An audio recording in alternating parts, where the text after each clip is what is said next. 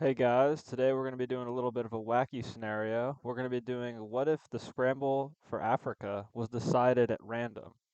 So what I'm going to do for this is we're going to use two wheels to decide what European country gets what territory. So one wheel for the European power and one wheel for the African territory.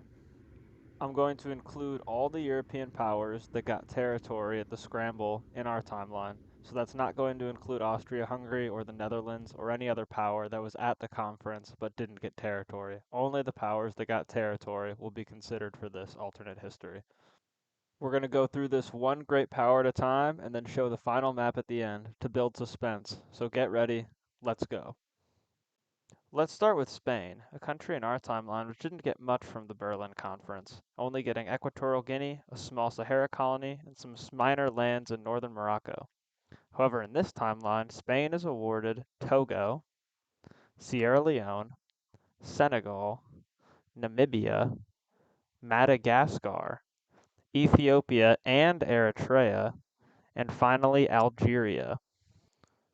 After Spain's colossal win in the conference, let's see how France responds to Algeria being taken. Well, first pick for France, they get Somalia, followed by Comoros and Cape Verde, two small island territories. Next, they get lucky with Nigeria.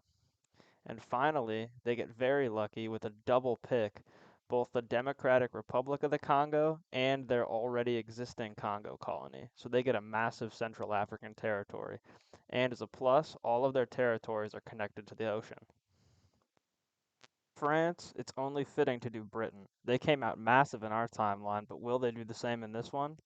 Well, first they pick up Sao Tome and Principe and the Seychelles, two small island territories as well. They get to retain Botswana. They take Equatorial Guinea and Gabon. They take Morocco, which is very crucial as that could be a very strategic point linking up with Gibraltar.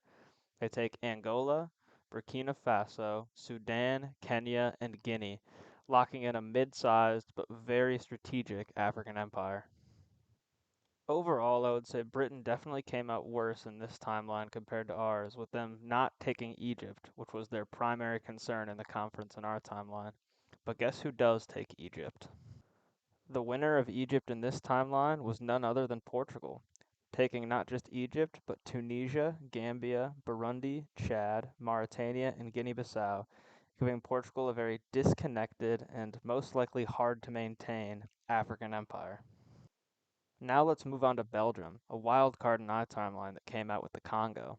But in this timeline, they still get lucky. They take Djibouti, strategic little port colony right on the Gulf of Aden, Tanzania, Zambia, Mauritius, and Rwanda, giving them a respectable colony in East Africa, and they take Niger, which is completely disconnected from any port and will be near impossible to maintain.